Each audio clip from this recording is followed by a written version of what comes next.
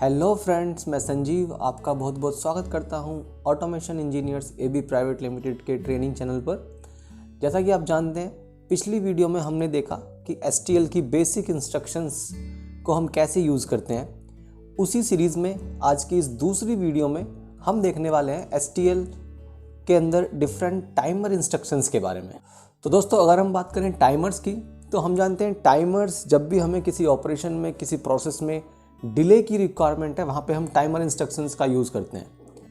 तो आइए चलते हैं सिमेटिक मैनेजर सॉफ्टवेयर में और वहाँ देखते हैं हमारे पास कितनी तरह के टाइमर्स अवेलेबल हैं और STL प्रोग्रामिंग लैंग्वेज में हम किस तरीके से टाइमर यूज़ करेंगे।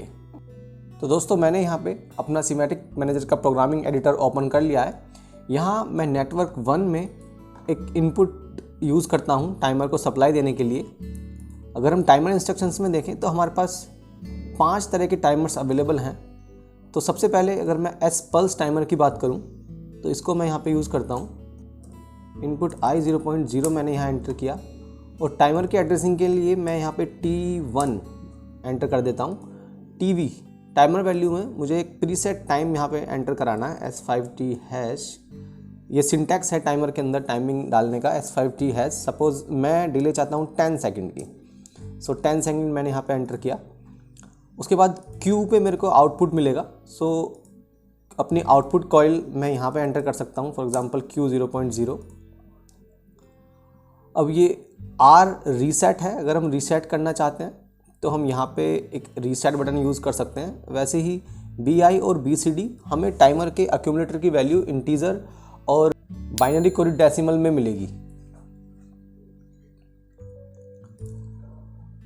तो अगर इस लॉजिक को मैं रन करा के देखूं तो हमें यहाँ से समझ आ जाएगा कि ये टाइमर किस तरीके से वर्क कर रहा है।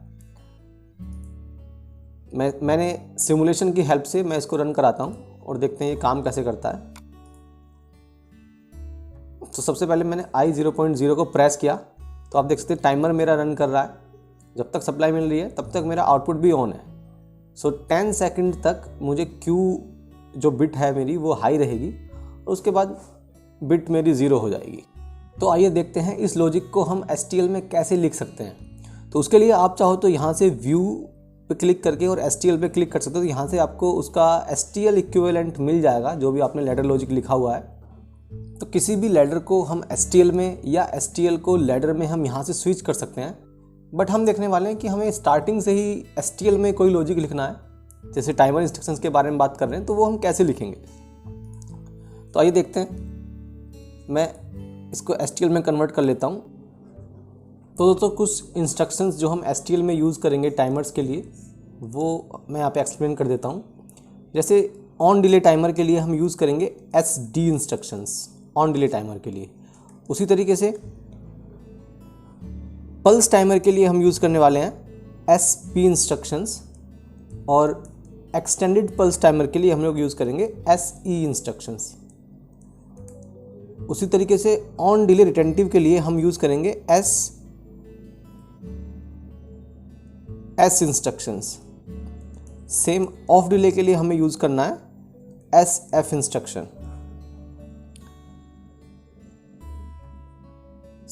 R हम यूज़ करेंगे टाइमर को रीसेट करने के लिए। L का हम यूज़ करेंगे अपने टाइमर की करंट वैल्यू को अक्यूमुलेटर में लोड करने के लिए as a integer format.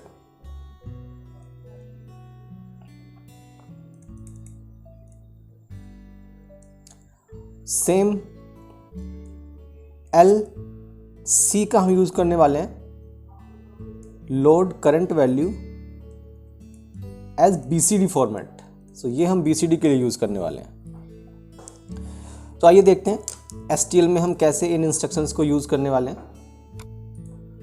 Suppose मैं कोई पल्स टाइमर यूज़ करने वाला हूँ।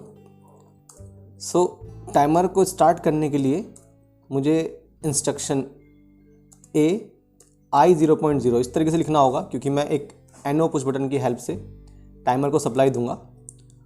उसके बाद मुझे लिखना है टाइमर का जो PV यानी कि प्रीसेट वैल्यू मैं कितनी देना चाहता हूँ। तो उसके लिए L का मैं यूज़ करूँगा और S5T हैश। सपोज़ मैं 10 सेकंड के एक पल्स जनरेट करना चाहता हूँ सो इस तरीके से मैं लिख सकता हूँ। तो इसके बाद अब मुझे टाइमर की एड्रेसिंग मुझे देनी है। सपोज मुझे पल्स टाइमर चाहिए तो SP मुझे लिखना होगा। ऑन डिले टाइमर चाहिए तो SD मैं लिखूंगा। सेम उसी तरीके से ऑन डिले रिटेंटिव टाइमर चाहिए तो SS टाइमर मुझे लिखना होगा। और ऑफ डिले के लिए SF और एक्सटेंडेड पल्स के लिए SE मुझे लिखना है। तो सपोज मुझे अभी पल्स टाइमर चाहिए तो SP मैं लिखूंगा और यहाँ पे टाइमर का एड्रेस में लिख सकता हूँ SP-T1। सो ये मेरा टाइमर ऐड हो गया। अब मुझे आउटपुट मेरे को चलाना है तो उसके बाद मैं सेम A-T1 इक्वल Q0.0 मैं लिख सकता हूँ इस तरीके से।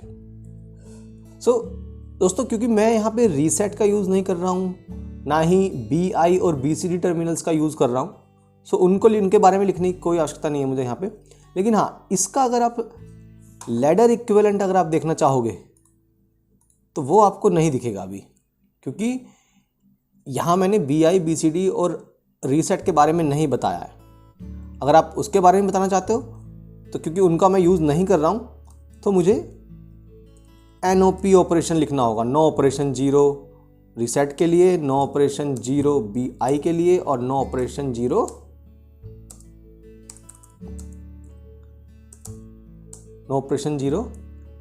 BCD के लिए। सो इसका अगर इक्विवेलेंट हम देखना चाहें तो हमें यहाँ अब इसका इक्विवेलेंट हमें दिख जाना चाहिए।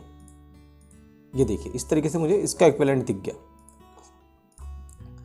तो आया समझ में। STL में हमें जितना यूज करना है सिर्फ उतनी इंस्ट्रक्शंस हमें लिखनी है। ओके, उसी तरीके से अगर आप इसमें रीसेट भी लगाना चाहते हो टाइमर का, सो हमें क्या लिखना होगा यहाँ पे AI 0.1 सपोज मैं रीसेट के लिए यूज करना चाहता हूं। फिर उसके बाद रीसेट कमांड आ जाएगी। R किसको रीसेट करना है? T1 टाइमर को, तो RT1 इस तरीके से हम लिख सकते हैं। ये इंस्ट्रक्शंस मेरी रीसेट के लिए हो गई। AI इस तरीके से AI 0.1 RT1। सेम अगर आप टाइमर की जो वैल्यू है, करंट वैल्यू को आप अक्यूमुलेटर को सेव करना चाहते हो किसी सपोज MW2 में, तो वहाँ मुझे क्या लिखना होगा? LT1 और ये हमें ट्रांसफ़र करना है T सपोज MW2 में, TMW2 इस तरह से लिख सकते हैं। सेम अगर आप BCD में ट्रांसफ़र करना चाहते हो तो हमें लिखना होगा LC T1 और इसको हमें ट्रांसफ़र करना है सपोज MD8 फॉर एग्जाम्पल। सो इस तरीके से हम लिख सकते हैं। सो ये इंस्ट्रक्शंस मुझे BCD ट्रांसफ़र करने के लिए, ये वाली इंस्ट्रक्शंस इंटीजर में वैल्यू सेव करने के लिए, और ये इंस्ट्रक्शन रीसेट के लिए हो गई। ये हमारा टाइमर यहाँ पे सेट हो गया। सो इस तरीके से हम टाइमर की डिफरेंट इंस्ट्रक्शंस का यूज़ कर सकते हैं। सो STL में आपको कहीं भी कमेंट अगर डालना है तो उसके लिए हम इस तरीके से डाल सकते हैं। सपोज ये रीसेट टाइमर इस तरीके से, और ये हमारी हो गई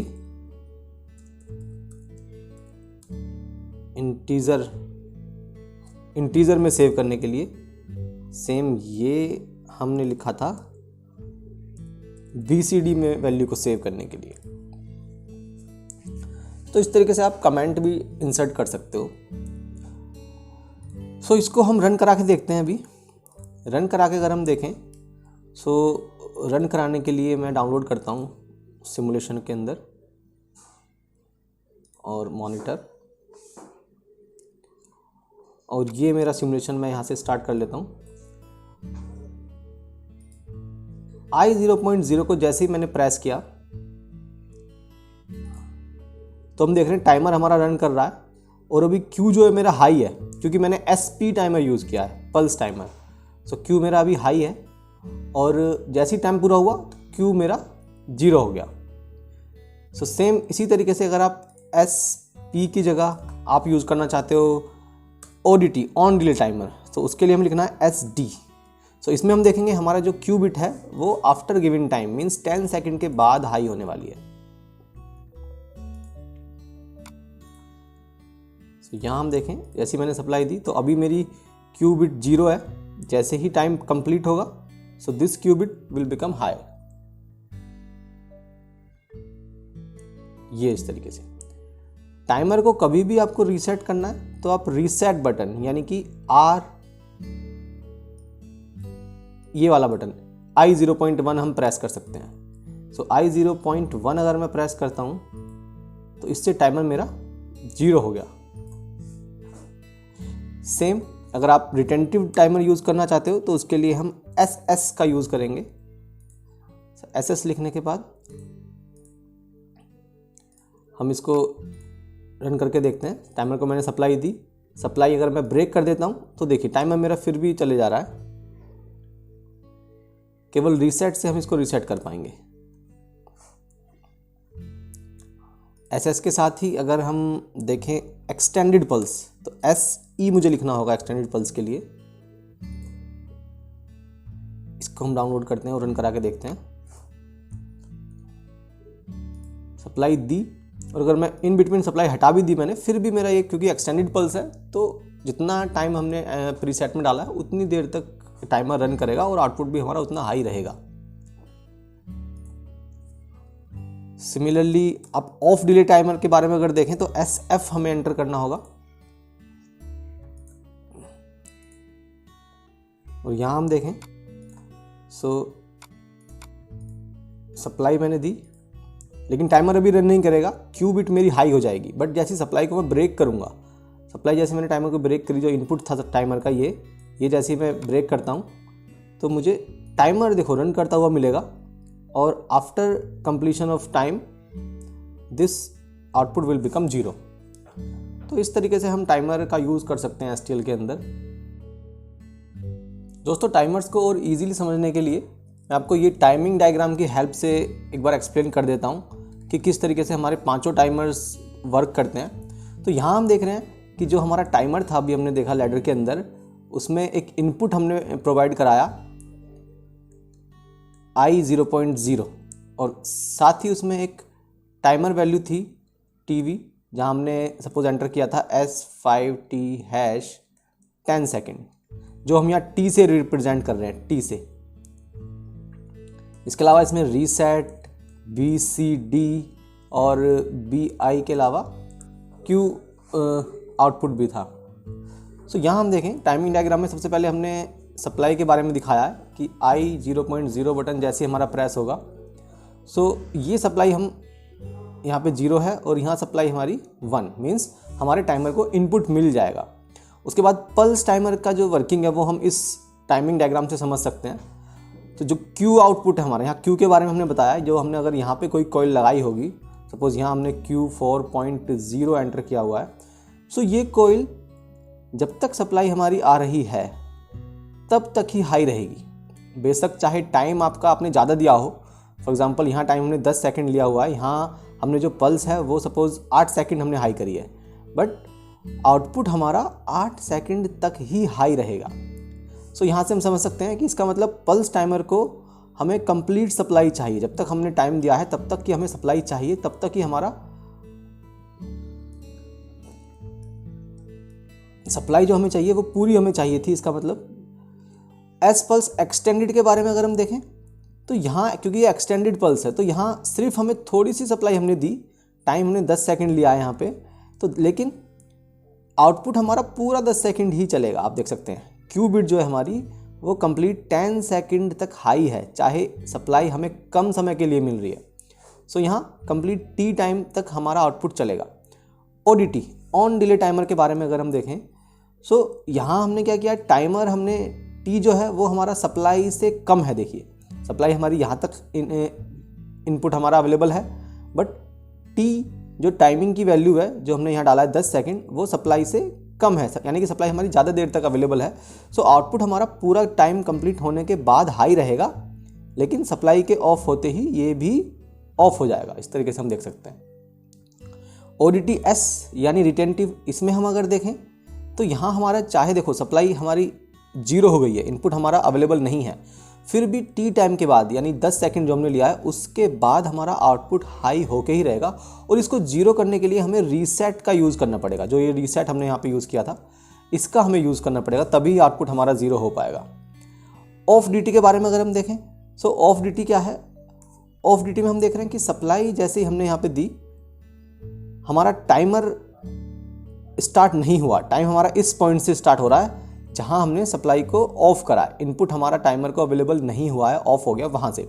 लेकिन जो हमारा क्यू बिट है, जो हमारा आउटपुट है, वो टाइमर के ऑन होते ही हमारा ऑन हो गया। देखिए यहाँ से ऑन हो गया, और जब तक टाइमिंग क्योंकि यहाँ से स्टार्ट हुई है तो 10, 9, 8, 7, 0 तक, यहाँ तक हमारा आउटपुट हाई रहेगा और फिर अपने आप 0 हो जाएगा।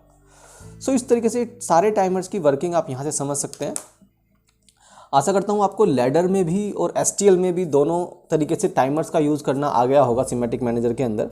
सो किसी भी तरह की आपको क्वेरी है आप मुझे कमेंट बॉक्स में कमेंट करें, और वीडियो को लाइक करना ना भूलें। वीडियो को लाइक करें, सब्सक्राइब करें चैनल को, और अपने फ्रेंड्स के साथ जो भी इंडस्ट्रियल ऑटोमेशन PLC के बारे में सीखना चाहते हैं, अपना कैरियर इस फील्ड में सर्च कर रहे हैं, so I will be very happy to help them. Thank you so much.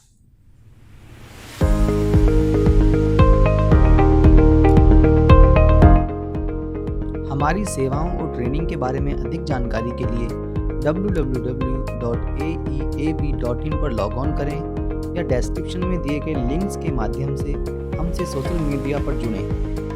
धन्यवाद।